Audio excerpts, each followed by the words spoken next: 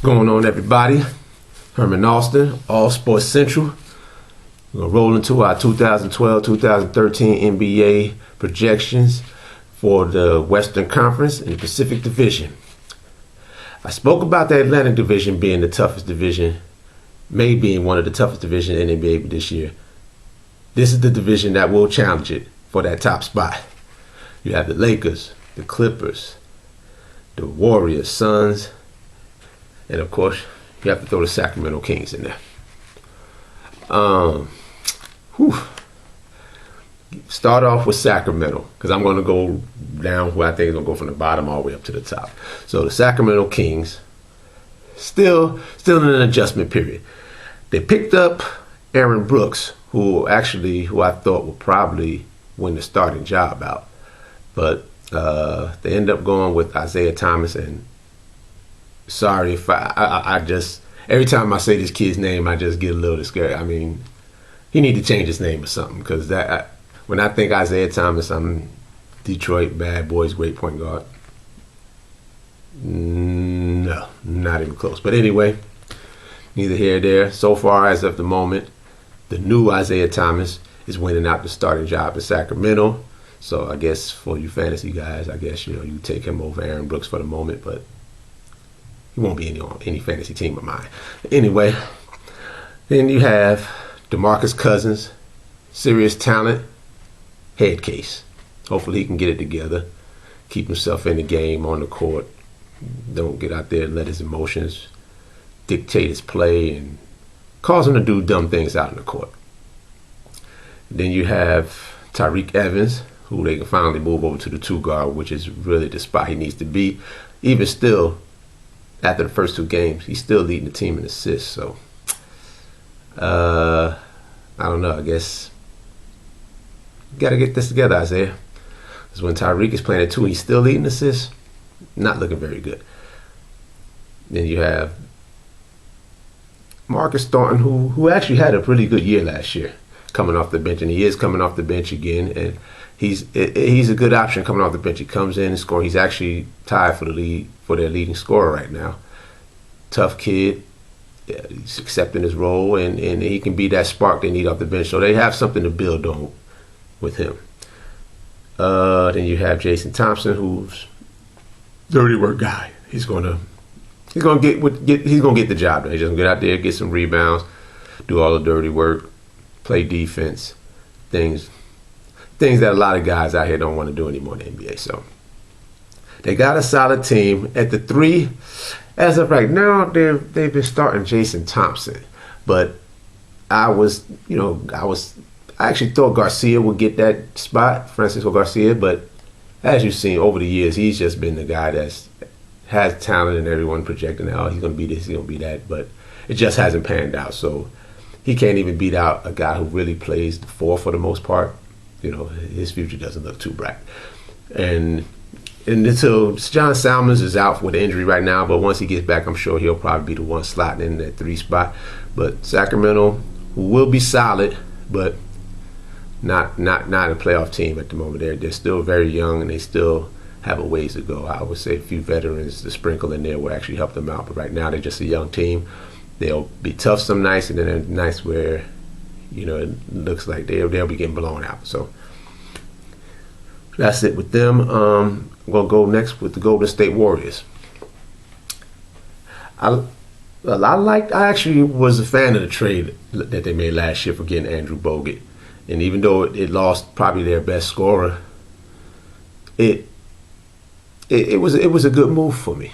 It was a good move because then they had 2 guards. They already had Stephen Curry back there, so it was 2 small guards, and it was to me, it was more advantageous for them to have some big guys in it. And Bogut, as long as he stays healthy, shown he can be a double guy.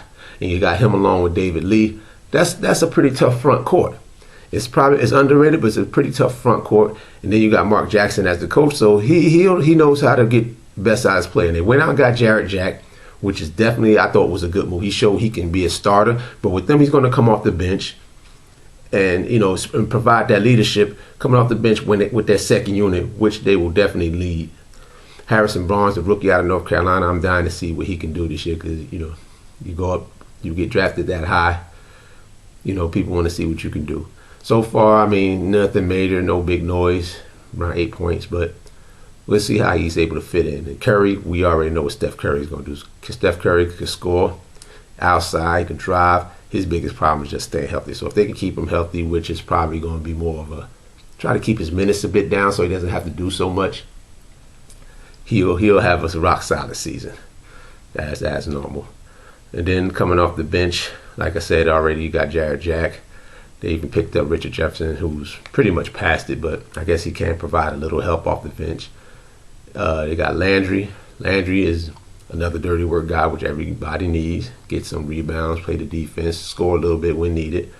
Andre Biedrins, he was a solid prospect when he first came to the league, but he got a few injuries and he kind of fell off now. So, I mean, he can still block shots, get some rebounds, but basically, for the most part, he'll just spell Lee and Bogut, and he's just there basically in case Bogut comes down with another injury, which he seems like he does every year. All right. Next up is probably going to be my sleeper this year. I definitely think they'll make the playoffs, and that'll be the Phoenix Suns. The Steve Nash era is over, and it's time to make way for these new boys. And they put together a nice little nucleus of young talent, and it looked like they have this talent to definitely make a run at it.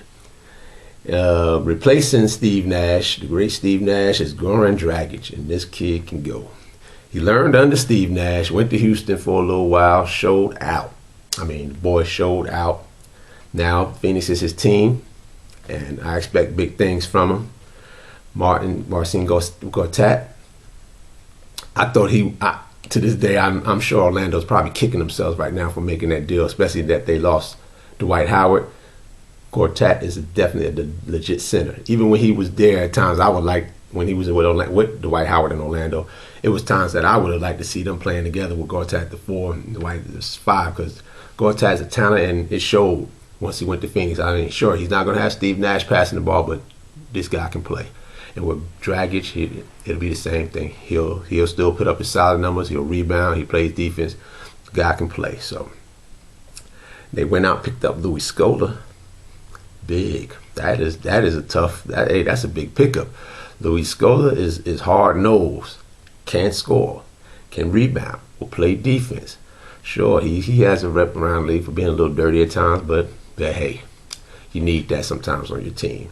And that is a very good front court with Scola and Gortat. Phoenix is one to look out. Now you throw in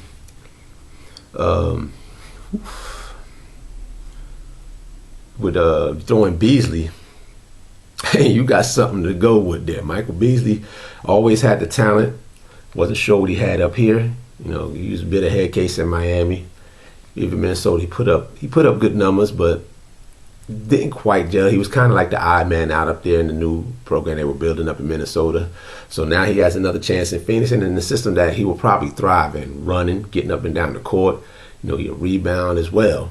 So they have three guys who will crash the board. He gets up and down, he can finish, he can score, he shoots a lot, which, you know, his rep is, but here everyone is going to get a lot of shots in Phoenix. That's just the way that system is made up, so he should fit right in with those guys. So with him starting, so you have Beasley, Dragic, Gortat, Scola, and then you could pretty much throw in Jared Dudley, who shows he's shown that he's a steady presence out on the court. He'll hit the open shots when he can. He'll play defense. He plays hard. You have something to look out for. Jermaine O'Neal, they signed him, picked him up. You know, he's a body. You know, he's nowhere close to what he used to be.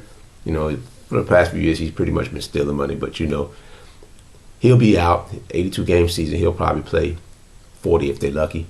I would say more towards the 30, but, you know, he's going to miss a lot of games. That's what you're going to get with Jermaine O'Neal at this point in his career. Markieff Morris, he's been looking pretty solid guy off the bench. If Phoenix runs into a problem, that's what it's going to run into, is their bench. But they're going to make a lot of noise, and they're going to surprise a few teams, and I think they're going to make a run back into the playoffs this year. Now, the top two teams in the league, it's going to be a tough one.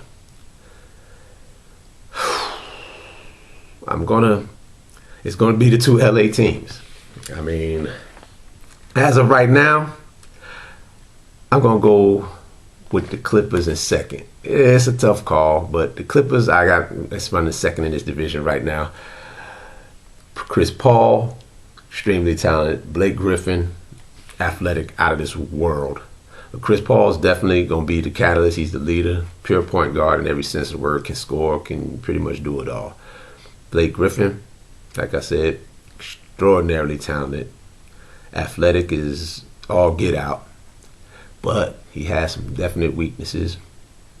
One, in a half-court setting, he doesn't really have too much of a post game. I mean, he just gets, right now he's getting over with his athletic ability. And he has a few things. I would say he need to get a couple of go-to moves, 2 or 3 go-to moves where he can use, where he's not just always jumping over guys, because you're not going to always do it, especially when it gets down to playoff time, as it showed last year with his numbers dropping off a bit. He'll get enough of the job done, and they got him some help this year though. So you got Matt Barnes, who will come out and help out on defense. I mean, he's not going to give you a whole lot, but he'll help on D. Jamal Crawford right now has been showing out. He's coming off the bench, putting up big numbers, and he even led them in scoring the other night. So they have some serious talent. You got DeMar Odom. Hopefully he can stay mentally focused and not fall off the deep end and show flashes of what he was when he was in LA. We know he's not going to put up big numbers anymore, but if he can get out there, rebound like he was, he's a talented guy at the power forward who can pass the ball, handle the ball, shoot from the outside, score. He can kind of do it all. Even still at his advanced age, Lamar's biggest problem is up here. If he can hold it together mentally, he'd be good to go. DeAndre Jordan, another young athletic talent, has to work on some more moves. Right now he's offensively inept at the moment. I mean, he'll finish when he gets dished to from Paul. He'll finish, but when you need to play where right now where you want to throw the ball inside and get a bucket, that's where the Clippers' biggest weakness is, and that's why I got them in second instead of first with LA. Caron Butler, another solid player, and Chauncey Billups is still out right now, but that may cause a little chaos when he get back. Doran Grant Hill, Ronnie Turiaf. The Clippers have a nice team. They have a team that can do it, but the lack of throw the ball to the post guy where you can score is a slight difference where I think of them not quite getting over the hump. Maybe they can, because I mean Miami didn't have it last year and they were able to do it, but as it stands right now, that's why I get a slight edge to the Lakers on. And speaking of the Lakers, go right into the Lakers, who I think will slightly win the division. Yes, the Clippers beat them last night, but I still think Lakers are going to gel a little bit better once Steve Nash gets healthy, which is one of the big pickups they made over summer. Steve Nash, a big signing. Of course, everyone knows about the Dwight Howard trade. And as of right now, it hasn't been working. Dwight Howard, last night, 2 fouls, like within 5 minutes. I mean, this guy he can't be out there fouling and being out the game like that. They definitely need Steve Nash, because Steve Blake is definitely not going to carry the team. I'd actually rather see Duhon a little bit. I mean, even then, you still can't really. That's like pick your poison, because neither one of them is going to be that good. I mean, as long as Steve Nash is starting, one of them can come in and spell some minutes, but when they got to start, it's not going to be pretty for the Lakers. Gasol, I think he will thrive more with Nash, but he still, at this moment, still seems like he's trying to find his place with this team. He's putting up, he's going to get the numbers, he'll get the shots, and they can give him the ball, he can score. Gasol's not a bang player, that's his brother, Marc Gasol. But Paul Gasol is not a bang player, but he's finesse, he's skilled, he's one of the most skilled power forwards in the league still. He made it, and people call him soft. I would have to somewhat agree with that. I would have to agree with that. He is a bit soft, but that's not his game. He's a finesse, talented guy. He does what he does well, and he does actually still some good rebounding numbers. I've seen much more powerful rebounders get less rebounds than this guy, so he's doing something right. And he's a power forward I would like having on my team, especially when you got Dwight Howard, who will clog up the middle. He can hit short jump shots. He's versatile enough to be able to fit in the system. Then, well, you got Jordan Hill, who I think is who has a pretty solid future with them coming off the bench. I mean, he'll be spelling the two big guys. His minutes will probably go down this year, being that they got Dwight Howard and Gasol. But if Dwight keeps on fouling the way he's been fouling, then maybe he will get a whole lot of time. Who knows? Antawn Jamison. I mean, it was a solid veteran pickup. I don't really know. I guess they'll use him a bit at the three. He just, he didn't seem like much of a fit there for me. But who knows? Maybe they'll find a way to thump on him because he still can score a bit, hit a little outside. I don't know if they're gonna play him at the 3 or the 4. So more power to him on that one. Metta World Peace. What more can you say about him? He's lost step defensively. He's still gonna give you that fire. He's still gonna give you the toughness. He has improved his outside shot a little bit. So it's a nice little nucleus, and I guess maybe that's one of the reasons they have Jameson, just in case Metta flies off the deep end. Who knows? But I still think even with the slow start, once they start gelling, once Nash gets back, and even though he did look a little slow because the guards were kind of running by him, so it could have been part to that injury. But once he gets back and they get in full cylinders, they may have a slow start, but I still feel LA in the end is going to be the top team in this division. So that'll be all for the Pacific Division. Tune in when I get to the other divisions, and when I get back for the projections, for the playoff projections, and who's going to win it this year. Thanks for tuning in. Herman Austin, signing off.